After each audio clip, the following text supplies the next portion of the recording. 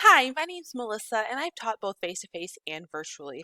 And I really want to talk about the virtual side of my teaching career, where I have been the majority of my teaching career is in the virtual classroom.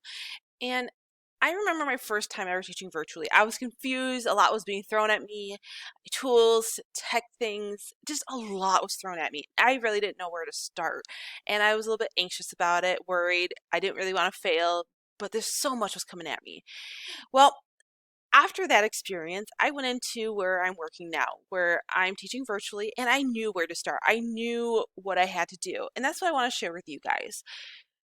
To begin, learn your learning management system or your LMS, whether that is Google Classroom, Moodle, Blackboard, a website your class or your school has set up for you. Learn that system. Learn it, become very familiar with it. That should be your first step. Learn what you've been given so that you can really feel confident in it and help your students. Next, add what you know. You probably have some great material already set up. So PowerPoints, assignments, things like that. You might have to tweak some wording in it. So for example, if you had, hey, submit this assignment to my front desk, you might have to change that.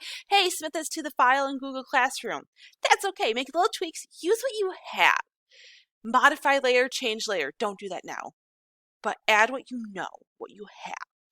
Then add supporting technology. So there might be things that you're really familiar with. So my second semester teaching where I'm at now, I knew I was confident with Google Forms. I've used them in the past, love them, and they really helped support my classroom. So I included Google Forms into my classroom to support my students, my curriculum, my class, and it really helped me as a teacher.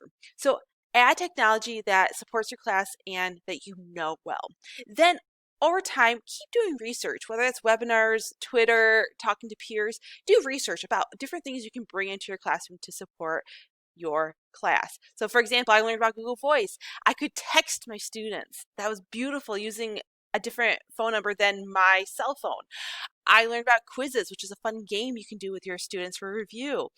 I learned about Google Sites. So this last year, my project was to create a virtual textbook for my students. And every piece of technology that I incorporated into my LMS and into my class was really there to support the system, support my students, support me. And I made sure not to add too much. And that's my next piece of advice. Say no. There are a ton of pieces of technology out there, really awesome tools, simulations. There's a ton out there, really great stuff. But you gotta say no, because if you add too much to your virtual classroom, you're gonna overwhelm yourself. It's gonna be way too much, and your students will get frustrated. They have to learn 10 different technologies in your classroom. It's not cool, not good. Say no to a lot of it. Use what supports your students. Pick a few that really help your class. Say no to the rest. Maybe put them in a file for down the line. Maybe something you'll switch out down the line. But say no. Which leads me to my next thing. Practice makes progress, not perfect. I tell my students this all the time, and I'm going to tell you guys this. Practice makes progress, not perfect. So think back to your first year teaching, whether that was face-to-face, hybrid, virtual, whatever you guys were doing your first year. My guess is you probably weren't the greatest teacher in the world. Maybe you needed help with your classroom management, for example. I know my first year teaching, I was not that great. I was terrible at classroom management. But over the years, I got better. And in 10 years, I'm going to be even better at teaching because I learn, I adapt, I change, which is what teachers do, what we become good at. So practice makes progress, not perfect. You're going to make mistakes, and that's okay. Things are going to happen. That's okay. Just learn, keep going on. Which brings me to my last point. Make sure to go easy on yourself. Things are going to happen. Technology is going to fail. It's going to happen. I mean, you'll be in the middle of a class with your students and the internet will completely go out. That's okay. It happens. You just kind of step away, maybe send an email out, be like, okay, not a good tech day. That's okay. And you move on with your kids. You give flexibility to yourself and your students. But overall, you got this. Just take this step by step, and big things, learn your LMS first. Add what you know. Add that supporting technology that you're familiar with.